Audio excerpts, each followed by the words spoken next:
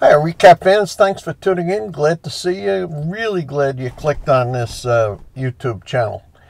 Last week, I invited you all to send me questions and emails and so on. And quite frankly, the response was overwhelming. I'm going to answer several of the questions that I think have the broadest application, but I'm going to put that off a little bit till the end. In the meantime, there's going to be a scroll across the bottom of this thing with a lot of the other comments and whatnot that I got, and I figured I'd just give you a flavor for what I'm hearing. Let me go to the news. Summit Football last week.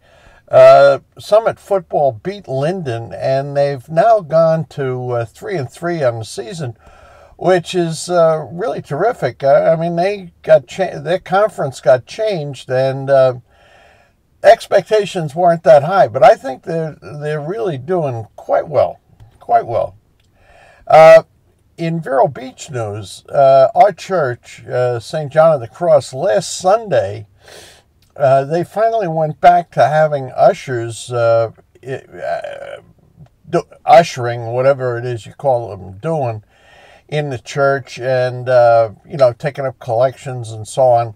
And quite frankly, we got used to making donations to the church online, and even though they've got ushers back, I don't think we're going to change. I mean, the doing it online, you get a statement, you get an account. It's I think pretty effective. Also in Vero Beach news, a few days ago, our air conditioner just plain crapped out. And so we've spent a couple of nights, it's been kind of warm and muggy and so on. Now, later today, the air conditioner will be fixed, and next week I'll give you an update on that, all right? So now you're up to date on, well, almost up to date, because I got some questions. Well, let me go to the questions. And the first one comes from TW, who's somewhat confused about the proposed change in spring ahead, fall back. And here's my answer to that. I understand why everybody's confused about this. Here's what the story is. Back in the spring, you heard that the Senate passed a bill called the Sunshine Protection Act. And what the Sunshine Protection Act says is that daylight savings time is going to be the standard for all 50 states. But the way it was written is that that doesn't kick in until 2023. All right? Now, the thing is, it's not the law. Whether it becomes the law or not depends on whether the House of Representatives passes it, and also whether Joe Biden signs it, and we don't know what they're going to do. I understand that they're waiting for some input from Greta Thunberg to see what the impact of this will be on climate change, and until that happens, we won't have the law. But let's just assume for the moment that Nancy Pelosi and the House approved this bill, and that President Biden signs it. What does that mean? It means that in March, you will set your clocks ahead for the first time, but then you'll never change them again. So to recap it, November 6th, fall back. March, coming up, 2023, spring ahead, and leave it that way. But like I say, it's not the law yet. Don't be confused if you hear anything else. Well, I'll tell you what, keep tuning into the recap. We will tell you exactly when you should be changing your clocks in 2023, whether you're going to be changing them at all. The second question we got was from one of our Texas fans who inquired about the new 7-Eleven that I reported going in around the corner. So what I did was I went over there and shot these clips of what's going on. You can tell they're pretty far along. I spoke with the foreman on the job, and what he told me is, number one, the 7-Eleven will be ready the beginning part of November. He doesn't have an exact date, but he gave me a little bit of information. I mean, they're going to have a car wash in there.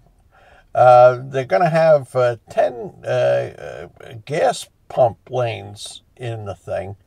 And the 7-Eleven is going to be 5,000 square feet. So this is going to be a kind of a mega 7-Eleven. And, you know, I'll wait and see. I like to call these things the Taj Mahal of this or that. Let me see how this 7-Eleven comes out. The third question comes from one of our former neighbors in the Bronx, inquiring about the new M&M flavor.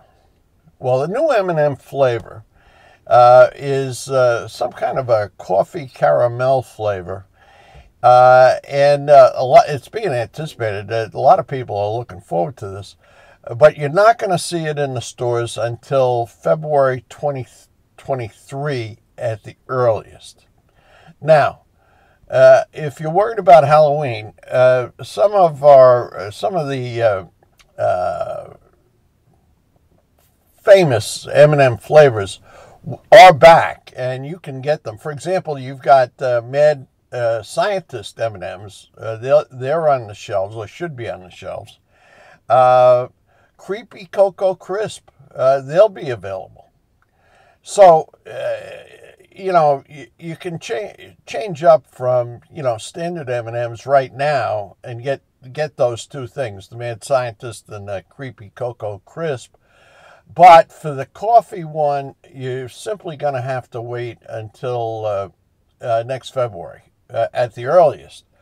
But they will have it, and we're all looking forward to it. I'll certainly, well, probably I'll have a food review on that when it ultimately comes out.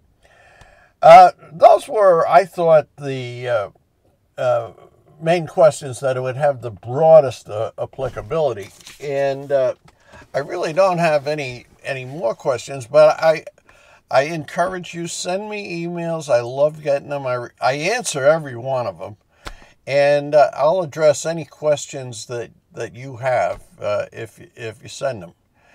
In the meantime, have a nice weekend. Have a good week coming up. We'll see you next week. Take care.